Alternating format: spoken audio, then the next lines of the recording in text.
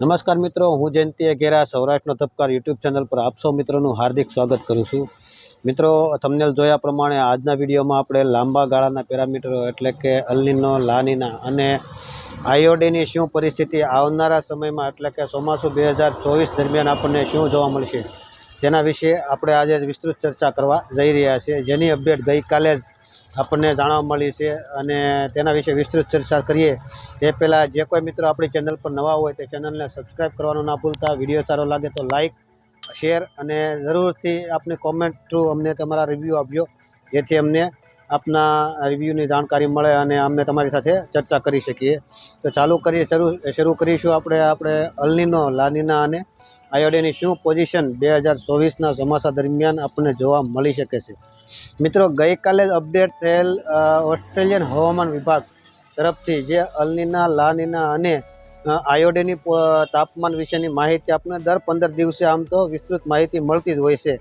પણ ગઈકાલને જે અપડેટ મળી છે તે અપડેટ અનુસાર આપણને એક સારા સમાચાર મળ્યા છે। જે પ્રમાણે આપણે દેશી અનુમાનના વિડીયો આપ્યા હતા આગળ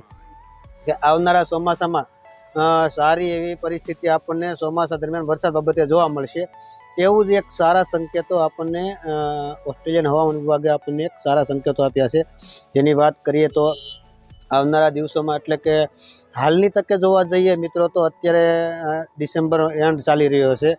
અને 2024નું વર્ષ, નવું વર્ષ શરૂ થવા જઈ રહ્યું છે અને 2024 એટલે કે જાન્યુઆરી મહિનાથી શરૂ થાય અને ત્યારે અલ નીનોની પરિસ્થિતિ દર્શાવવા પ્રમાણે ઓસ્ટ્રેલિયન હવામાન વિભાગ મુજબ અલ નીનો હાલ ખૂબ જ મજબૂત પરિસ્થિતિમાં છે। હાલની પરિસ્થિતિ પ્રમાણે આ સમયે જે જાન્યુઆરી, ફેબ્રુઆરી 2 મહિના દરમિયાન ખૂબ મજબૂત પરિસ્થિતિ એટલે કે જે તાપમાન હોવું જોઈએ તેના કરતાં 2 ડિગ્રી તાપમાન વધુ બતાવી રહ્યું છે, બરાબર, જે તમે ફોટોમાં જોઈ રહ્યા છો। અને ત્યારબાદના મહિનામાં પણ થોડાક સમય આ પરિસ્થિતિ જળવાઈ રહેશે, અલ નીનો મજબૂત સ્થિતિમાં રહેશે। બાદ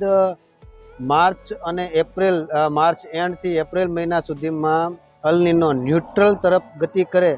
તેવું હાલ મોડેલો દર્શાવી રહ્યા છે અને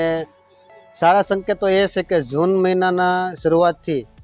મેથી જૂન મહિના સુધીમાં અલ નીનોની પરિસ્થિતિ ન્યુટ્રલ તરફ ગતિ કરશે।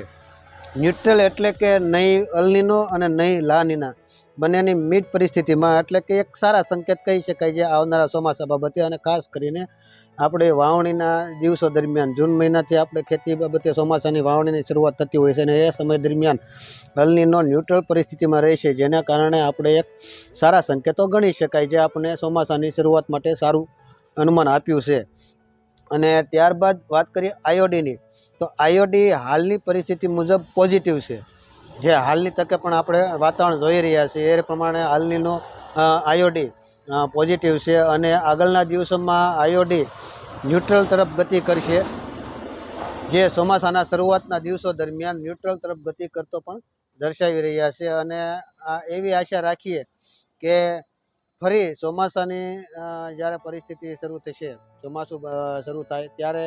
આઈઓડી પોઝિટિવ તરફ પણ ગતિ કરી શકે તેવા હાલના અનુમાનો છે।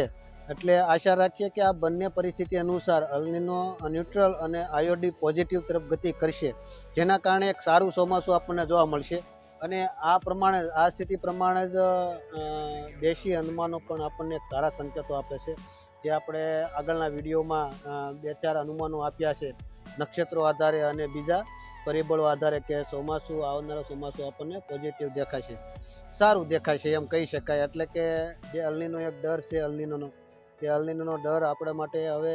સામાન્ય કહી શકાય। આપણા માટે ઘણા બધા એવા પરિબળો હજી પણ જોવા મળશે કે જેના થકી આપણને સારા ચોમાસાના સંકેતો મળશે અને મળ્યા છે અને મળતા રહે તેવી આશા સાથે એ નવા વિડીયોમાં કંઈક નવી માહિતી સાથે પ્રસ્તુત થઈશું। ત્યાં સુધી રજા આપશો, નમસ્કાર।